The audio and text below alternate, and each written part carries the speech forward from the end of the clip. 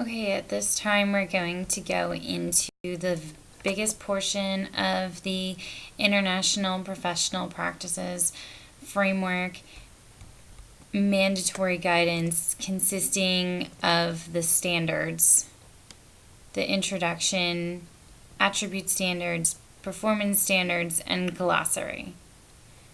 Starting with the introduction to the standards. Internal auditing is conducted in diverse legal and cultural environments for organizations that vary in purpose, size, complexity, and structure, and by persons within or outside the organization. While differences may affect the practice of internal auditing in each environment, conformance with the IIA's International Standards for the Professional Practice of Internal Auditing standards is essential in meeting the responsibilities of internal auditors and the internal audit activity. The purpose of the standards is to 1. Guide adherence with the mandatory elements of the International Professional Practices Framework, and 2. Provide a framework for performing and promoting a broad range of value-added internal auditing services, and 3. Establish the basis for the evaluation of internal audit performance, and 4. Foster improved organizational processes and operations. The standards are a set of principles-based mandatory requirements consisting of statements of core requirements for the professional practice of internal auditing and for evaluating the effectiveness of performance that are internationally applicable at organizational and individual levels, and 2. Interpretations clarifying terms or concepts within the standards. The standards, together with the Code of Ethics, encompass all mandatory elements of the International Professional Practices Framework. Therefore, conformance with the Code of Ethics and the standards demonstrates conformance with all mandatory elements of the International Professional Practices Framework. The standards employ terms as defined specifically in the glossary. To understand and apply the standards correctly, it is necessary to consider the specific meanings from the glossary. Furthermore, the standards use the word must to specify an unconditional requirement and the word should where conformance is expected unless, when applying professional judgment, circumstances justify deviation. The standards comprise 2 main categories: attributes and professional standards. Attribute standards address the attributes of organizations and individuals performing internal auditing. Performance standards describe the nature of internal auditing and provide quality criteria against which the performance of these services can be measured. Attribute and performance standards apply to all internal audit services. Interpretation standards expand upon the attribute and performance standards by providing the requirements applicable to assurance or consulting services. Assurance services involve the internal auditor's objective assessment of evidence to provide opinions or conclusions regarding an entity, operation, functions, process, system, or other matters. The nature and scope of the assurance engagement are determined by the internal auditor. Generally, 3 parties are participants in assurance services: the person or group directly involved, the entity, operation, function, process, system, or other subject matter, the process owner, in other words, and 2, the person or group making the assessment, who is the internal auditor, and 3, the person or group using the assessment, who is referred to as the user. Consulting services are advisory in nature and are generally performed at the specific request of an engagement client. The nature and scope of the consulting engagement are subject to agreement with the engagement client. Consulting services generally involve 2 parties: 1, the person or group offering the advice, who is the internal auditor, and 2, the group or person or group seeking and receiving the advice, who is the engagement client. When performing consulting services, the internal auditor should maintain objectivity and assume management responsibility. The standards apply to individual internal auditors and the internal audit activity. All internal auditors are accountable for conforming with the standards related to individual objectivity, proficiency, and due professional care, and the standards relevant to the performance of their job responsibilities. Chief audit executives are additionally accountable for the internal audit activity's overall conformance with the standards. If internal auditors or the internal audit activity is prohibited by law or regulation from conformance with certain parts of the standards, conformance with all other parts of the standards and appropriate disclosures are needed.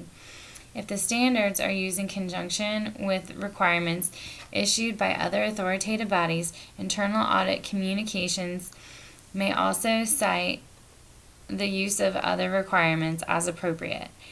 In such a case, if the internal audit activity indicates conformance with the standards and inconsistencies exist between the standards and other requirements, internal auditors and the internal audit activity must conform with the standards and may conform with other requirements if such requirements are more restrictive. The review and development of the standards is an ongoing process.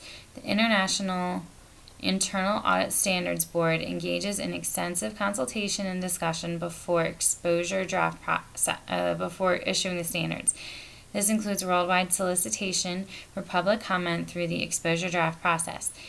All exposure drafts are posted on the IAA's website as well as being distributed to all IAA institutes. And suggestions can be sent to Lake Mary, Florida, or an email guidance@theiaa.org. So I want to start with attribute standards.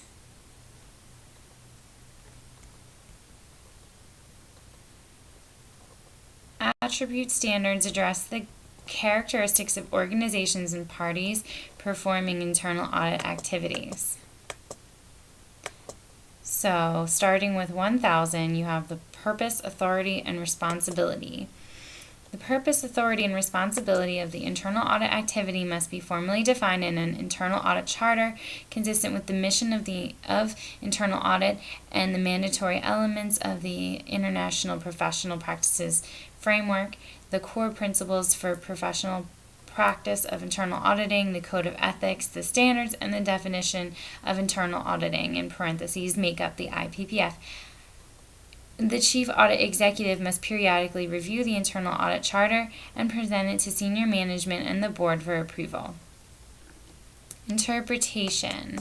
The internal audit charter is a formal document that defines the internal audit activity's purpose, authority, and responsibility. The internal audit charter establishes the internal audit activity's position within the organization, including the nature of the chief audit executive's functional reporting relationship with the board, authorizes access to records, personnel, and physical properties relevant to the performance of engagement, and defines the scope of internal audit activities. Final approval of the internal audit charter resides with the board. 1000.A1, the nature of assurance services provided to the organization must be defined in the internal audit charter. If assurances are to be provided to parties outside the organization, the nature of these assurances must also be defined in the internal audit charter.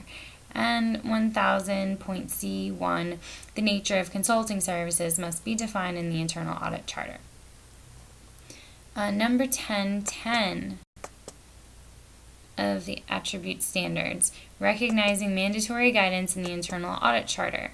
The mandatory nature of the core principles for the professional practice of internal auditing, the code of ethics, the standards, and the definition of internal auditing must be recognized in the internal audit charter. The chief audit executive should discuss the mission of internal audit and the mandatory elements of the ippf with senior management and the board. 1100. Independence and objectivity. The internal audit activity must be independent, and internal auditors must be objective in performing their work. Interpretation. Independence is the freedom from conditions that threaten the ability of the internal audit activity to carry out internal audit responsibilities in an unbiased manner. To achieve the degree, scroll too far. to achieve the degree of independence necessary to effectively carry out the responsibilities of the internal audit activity, the Chief Audit Executive has direct and unrestricted access to senior management and the board. This can be achieved through a dual reporting relationship. Threats to independence must be managed at an individual auditor, engagement, functional, and organizational level. Objectivity is an unbiased mental attitude that allows internal auditors to perform engagements in such a manner that they believe that their work product and that they believe in their work product and that no quality compromises are made. Objectivity requires that internal audits do not subordinate their judgment on audit matters to others. Threats to objectivity must be managed at the individual auditor, engagement, functional, and organizational levels. 1110. Organizational independence. The Chief Audit Executive must report to a level within the organization that allows the internal audit activity to fulfill its responsibilities. The Chief Audit Executive must confirm to the board, at least annually, the organizational independence of the internal audit activity about the organization. The Chief Audit Executive must confirm to the board at least annually the organizational independence of the internal audit activity. Interpretation, which is why the internal audit charter is usually approved on an annual basis. Guaranteeing by re-emphasizing the ippf therein that the internal audit activity maintains the requisite organizational independence. In this instance, the dual reporting attribute. Interpretation. Organizational independence is effectively achieved when the Chief Audit Executive reports functionally to the board. Examples of functional reporting to the board involve the board 1, 2, 3, 4, 5, 6, 7. 1. Approving the internal audit charter. 2. Approving the risk-based internal audit plan. 3. Approving the internal audit budget and resource plan. 4. Receiving communications from the Chief Audit Executive on the internal audit activity's performance relative to its plan and other matters. 5. Approving decisions regarding the appointment and removal of the Chief Audit Executive. 6. Approving the remuneration of the Chief Audit Executive. And 7. Making appropriate inquiries of management and the Chief Audit Executive to determine where there are inappropriate scope or resource limitations. So in the assurance activity, attribute standard 1110.A1, the internal audit activity must be free from interference in determining the scope of internal auditing, performing work, and communicating results. The Chief Audit Executive must disclose such interference to the board and discuss the implications. Attribute standard 1111, direct interaction with the board. The Chief Audit Executive must communicate and interact directly with the board. 1112, Chief Audit Executive roles beyond internal auditing, where the Chief Audit Executive has or is expected to have roles and or responsibilities that fall outside of internal auditing. Safeguards must be in place to limit impairments to independence or objectivity. So, the interpretation being the internal audit executive must be asked to take on additional roles and responsibilities outside of internal auditing, such as responsibility for compliance and risk management activities. These roles and responsibilities may impair or appear to impair the organizational independence of the internal audit activity or the individual objectivity of the internal auditor. Safeguards are those oversight activities often undertaken by the board to address these potential impairments and may include such activities as periodically evaluating reporting lines and responsibilities and developing alternative processes to obtain assurance related to the areas of additional responsibility. 1120. Individual objectivity. Internal auditors must have an impartial, unbiased attitude and avoid any conflict of interest. Interpretation. Conflict of interest is a situation in which an internal auditor who is in a position of trust has a competing professional or personal interest. Such competing interests can make it difficult to fulfill his or her duties impartially. A conflict of interest exists if no other unethical or improper act results. A conflict of interest can create an appearance of impropriety and can undermine confidence in the internal auditor, the internal audit activity, and the profession. The conflict of interest could impair the individual's ability to perform his or her duties and responsibilities objectively. I might add that I would add at least annual requirement to reaffirm conflicts of interest of attestation from my internal audit team. Attribute standard 1130, impairment to independence or objectivity. If independence or objectivity is impaired after an appearance, the details of the impairment must be disclosed to appropriate parties. The nature of disclosure will depend upon the impairment. Interpretation. Impairment to organizational independence and individual objectivity may include, but is not limited to, personal conflict of interest, scope limitations, restrictions on access to records, personnel, and properties, and resource limitations such as funding. The determination of appropriate parties to which the details of an impairment to independence or objectivity must be disclosed is dependent upon the expectations of the internal audit activities and the chief audit executive's responsibilities to senior management and the board as described in the internal audit charter, as well as the nature of the impairment. 1130.A1, internal auditors, which is specifically relevant to assurance activities. Internal auditors must refrain from assessing specific operations for which they were previously responsible. Objectivity is presumed to be impaired if an internal auditor provides assurance services for an activity for which the internal auditor has responsibility within the previous year. 1130.A2, assurance engagements for functions over which the chief audit executive has responsibility must be overseen by a party outside the internal audit activity.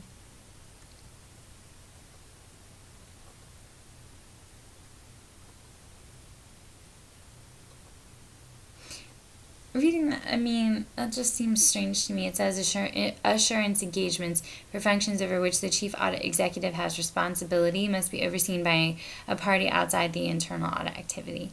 Okay, that makes sense. So that's like an audit of auditing, like the QAIP, I suppose, where you're auditing what the chief audit executive is responsible for, his area, or the internal audit activity.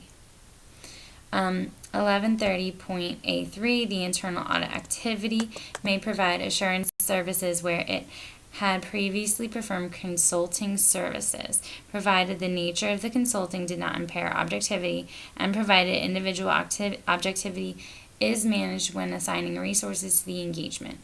1130.C1, internal auditors may provide consulting services relating to operations for which they had previous responsibilities. And 1130.C2, if internal auditors have potential impairments to independence or objectivity relating to proposed consulting services, disclosure must be made to the engagement client prior to accepting the engagement.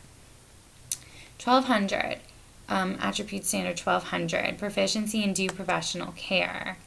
Engagements must be performed with proficiency and due professional care. 1210. Proficiency. Internal auditors must possess the knowledge, skills, and other competencies needed to perform their individual responsibilities. The internal audit activity collectively must possess or obtain the knowledge, skills, and other competencies needed to perform its responsibilities. Interpretation. Proficiency is a collective term that refers to the knowledge, skills, and other competencies required of internal auditors to effectively carry out their professional responsibilities. It encompasses consideration of current activities, trends, and emerging issues to enable relevant advice and recommendations. Internal auditors are encouraged to demonstrate their proficiency by obtaining appropriate professional certifications and qualifications, such as the Certified Internal Auditor designation and other designations offered by the Institute of Internal Auditors and other appropriate professional organizations. 1210.A1, which applies to assurance activities, the Chief Audit Executive must obtain competent advice and assistance if the internal auditor's lack of knowledge, skills, or other competencies needed to perform all or part of the engagement. And 1210.A2, internal auditors must have sufficient skills, sufficient knowledge to evaluate the risk of fraud and the manner in which it is managed by the organization, but are not expected to have the expertise of a person whose primary responsibility is detecting and investigating fraud.